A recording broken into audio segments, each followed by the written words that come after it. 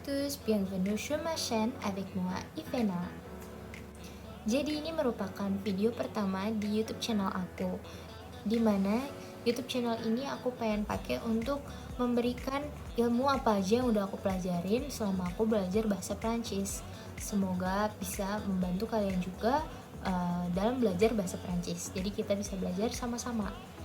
Nah, sebelum masuk ke video, aku pengen kasih tahu ke kalian apa sih yang sebenarnya membuat aku tuh jadi pengen bikin channel ini, dan kira-kira aku belajar bahasa Prancis udah berapa lama. Oke? Jadi aku sebenarnya udah pernah belajar bahasa Prancis di SMP waktu itu kelas 8. Kurang lebih aku belajar sekitar 1 tahun. Setelah itu aku lanjut les privat dengan guru yang sama di sekolah, dan aku gak nyaman kayak gitu. Akhirnya aku memutuskan untuk les di IFI. IFI itu apa sih? IFI itu adalah Institut Français d'Indonésie, dimana dalam arti Indonesianya adalah Institut Prancis di Indonesia.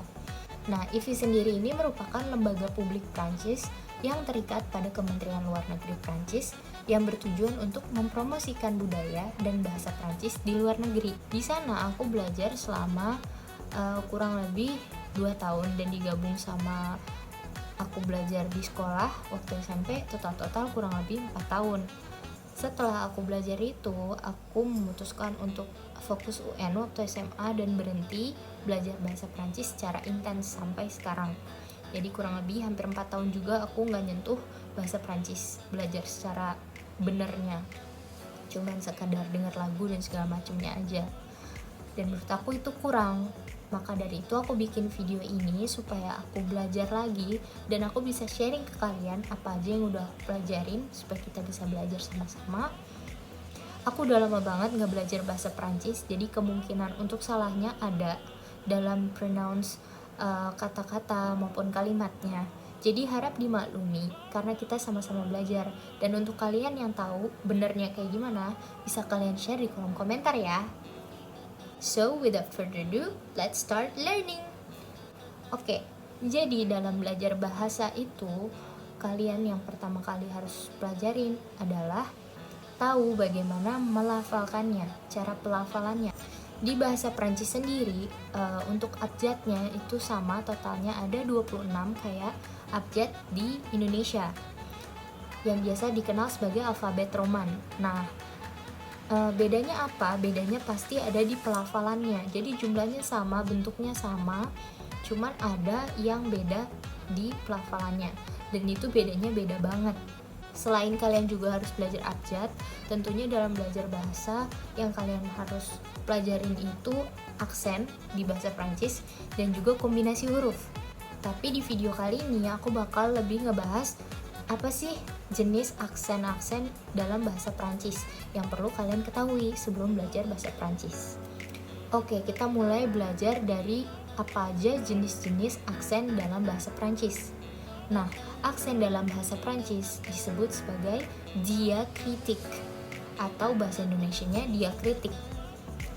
Diakritik ini merupakan tanda yang diberikan pada satu huruf itu untuk menandakan perbedaan cara membacanya ataupun artinya.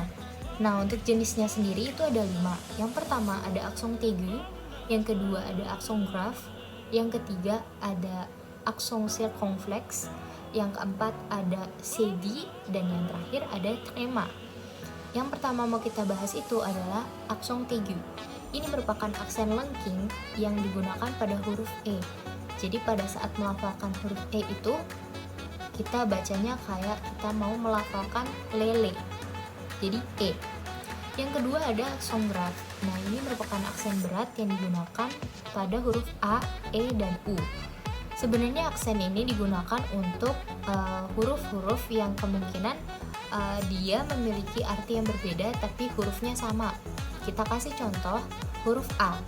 Huruf A dengan menggunakan akson grave dengan yang tidak menggunakan aksen itu artinya beda. A yang memiliki aksen itu artinya ke. Jadi bisa dibilang kayak saya pergi ke Bali. Konteks kalimatnya kayak gitu. Kita bisa pakai A yang pakai akson grave.